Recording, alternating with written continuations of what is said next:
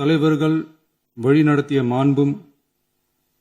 மாபெரும் வரலாற்று சிறப்பு கொண்ட இந்த சட்டமன்ற பேரவையின் 17வது சட்டமன்ற பேரவைக்கு நம்மையும் நம்ம தமிழக வெற்றிக் கழகத்தை சார்ந்த சட்டமன்ற உறுப்பினர்களையும் தேர்ந்தெடுத்து அனுப்பின நிரந்தரமாக என் நெஞ்சில் குடியிருக்கும் தாயன்புமிக்க தமிழக மக்கள் அனைவருக்கும்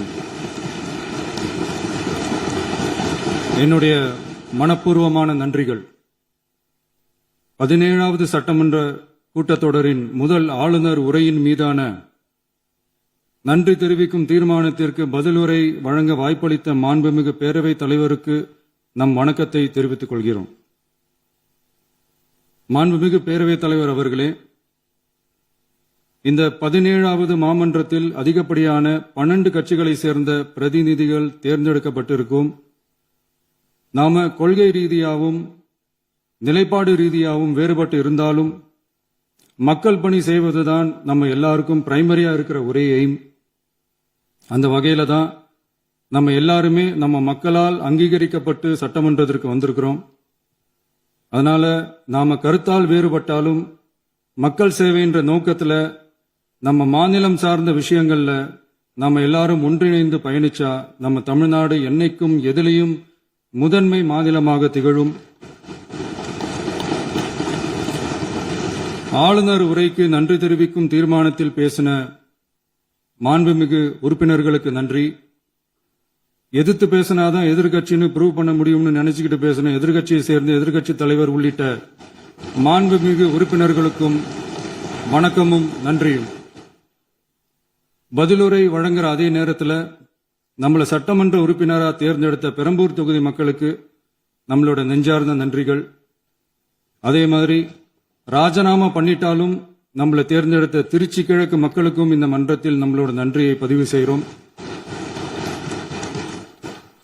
அப்புறம் நம்மளோட அரசியல் பயணத்தை பத்தியும் கொஞ்சம் பதிவு செய்ய விரும்புகிறோம். நாம ஏதோ ஷூட்டிங்ல இருந்து நேரா வந்து சிஎம் ஆன மாதிரியே சில பேர் ஒரு இமேஜ் கிரியேட் பண்றாங்க. அவங்களுக்கு அவங்க ஆசைப்படுற லாங்குவேஜ்லயே சொல்றோம், அது வெறும் ரீல் தான், ரியல் கிடையாது. ஒரு சாதாரண நடிகனாக நம்ம கெரியர் தொடங்குச்சு. அப்புறம் அப்படியே சின்சியரா உழைச்சி மேல வந்தோம். நம்ம கெரியர்ல நாம மேல வந்ததுக்கு இந்த விஜய் ஒருத்த மட்டுமே காரணம் இல்ல, அவனோட உழைப்பு மட்டுமே காரணம் இல்ல. இந்த விஜயோட உழைப்புக்கும் உயர்வுக்கும் பின்னாடி இருக்கிற ஒட்டுமொத்த தமிழ்நாட்டு மக்களோட அன்பும் அரவணைப்பும் தான் காரணம். ஒவ்வொரு வீட்டில் இருக்க ஒவ்வொருத்தரும் நம்மள அவங்க வீட்டில் ஒருத்தனா ஏத்துக்கிட்டது தான் நமக்கு கடவுளும் மக்களும் தந்த மிகப்பெரிய வரம். அதுக்காகவே கடவுளுக்கு சமமான நம்மளோட சொந்தங்களான தமிழக மக்கள் அனைவருக்கும் மீண்டும் மீண்டும் நன்றி. இப்படி நம்மள தாயன்போடு அள்ளி அரவணைச்ச தமிழ்நாட்டு மக்களுக்கு நாம எப்படியெல்லாம் துணையாக இருந்தோம், எப்படியெல்லாம் மக்களோட மக்களா இருந்தோம்னு சொல்றேன். 1990ஸ்லயே ரசிகர் மன்றமா இருந்தப்பவே மக்களுக்கு துணையா நிக்க ஆரம்பிச்சோம். அதுக்கப்புறம் நற்படி மன்றமாவும் அதுக்கப்புறம் விஜய் மக்கள் இயக்கமாவும் மாறி மக்களோட மக்களா நின்றுகிட்டு இருந்தோம். 2008 ஈழத் தமிழருக்கு ஆதரவா உண்ணாவிரதம் போராட்டம் செஞ்சோம். போர் முடிவுக்கு வரணும், நம்ம தொப்புள் கொடிய உறவுகளான ஈழத் தமிழர்களுக்கு பாதுகாப்பான நிம்மதியான ஒரு வாழ்வு கிடைக்கணும்னு அன்னைக்கே கோரிக்கை வச்சோம். 2009 ஆரம்பிச்ச விஜய் மக்கள் இயக்கம் வழியா நம்மளோட மக்கள் நல பணிகளை எக்ஸ்டெண்ட் அண்ட் எக்ஸ்பேண்ட் பண்ணிக்கிட்டே வந்தோம். கல்விக்கு துணையா இருந்தோம், சோசியல் சர்வீஸ் செஞ்சோம், வெள்ள நிவாரணத்துல துணையா இருந்தோம், கொரோனா காலத்துல மக்களுக்கு தோள் கொடுத்தோம். விலையில்லா விருந்தகம், குருதியகம், முட்டைப்பால் ரொட்டி திட்டம், விழியகம், பயிலகம், நூலகம், இப்படி பல வழியில மக்களுக்கு துணையா இருந்தோம்.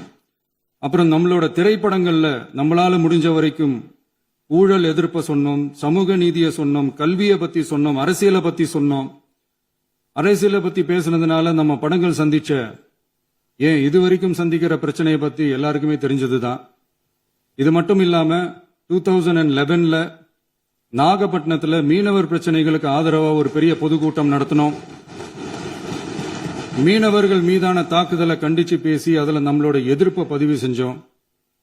2017 ஜல்லிக்கட்டு போராட்டத்தில் தமிழர் பண்பாட்டு உரிமைக்கான நம்மளோட ஆதரவை தெரிவிச்சோம். 2018 ஸ்டெர்லைட் போராட்டம் துப்பாக்கி சூட்ல பாதிக்கப்பட்ட நம்ம சொந்தங்களை நேர்ல சந்திச்சு ஆறுதல் சொன்னோம். 2021 உள்ளாட்சி தேர்தல்ல விஜய் மக்கள் இயக்க வேட்பாளர்கள் போட்டியிட்டு ஜெயிச்சாங்க. கல்வி விருது விழா நடத்தி சிறந்த மதிப்பெண் பெற்ற மாணவ மாணவிகளுக்கு ஊக்கத்தொகையும் பரிசும் கொடுத்தோம். 2024 தமிழக வெற்றி கழகத்தை ஆரம்பிச்ச உடனேயே CAA-வை எதிர்த்து அறிக்கை விட்டோம். அரசியல் கட்சி ஆரம்பிச்சு விழுப்புரம் மாவட்டத்தில் விக்கிரவாண்டியில நம்மளோட முதல் மாநில மாநாட்டிய வெற்றி கொள்கை திருவிழாவை நடத்தினோம். தந்தை பெரியார், பெருந்தலைவர் காமராஜர், அண்ணல் அம்பேத்கர், வீரமங்கை வேலுநாச்சியார், மக்கள் சேவகர் அஞ்சலை அம்மாள்னு நம்மளோட 5 கொள்கை தலைவர்கள் அறிவிச்சோம். இந்தியாவிலே 2 பெண் ஆளுமைகளை கொள்கை தலைவர்கள் அறிவிச்ச ஒரே கட்சி நம்ம டிவிக்கு மட்டும்தான் என்ற பெருமையோடு அறிவிச்சோம். பெரியார் சொன்ன மாதிரியே அவர் சொன்னதுல நமக்கு ஏற்புடையதை மட்டும் எடுத்துக்கிட்டோம். அவரோட கடவுள் மறுப்பு கொள்கையில நமக்கு உடன்பாடு இல்லைன்னு ஓப்பனா அறிவிச்சோம்.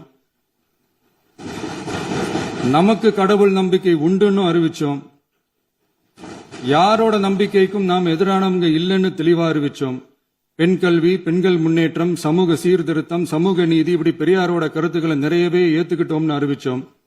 அண்ணல் அம்பேத்கரோட சம வாய்ப்பு, சம நீதி, சமத்துவத்தை ஃபாலோ பண்ணுவோம்னு அறிவிச்சோம். பெருந்தலைவர் காமராஜரோட மதச்சார்பின்மையை ஏத்துக்கிட்டதோட அவரோட நேர்மையான நிர்வாகத்தையே ஒரு கொள்கையா ஏத்துக்கிட்டோம்னு அறிவிச்சோம். வீரமங்கை வேலு நாச்சியாரோட மண் மீட்பையும் சமூக நல்லிணக்கத்தையும் பின்பற்றுவோம்னு அறிவிச்சோம். மக்கள் சேவகர் அஞ்சலை அம்மாளோட விடுதலை வேட்கையையும் மக்களோட வாழ்வாதாரத்துக்காக உறுதியாக நிற்கிறதையும் பின்பற்றுவோம்னு சொன்னோம். எல்லாருக்கும் எல்லாமும் கிடைக்கணும், எம் மதமும் நம் மதம்னு சொல்லி மதச்சார்பற்ற சமூக நீதி தான் நம்ம கொள்கைன்னு அறிவிச்சோம். நம்ம கொள்கை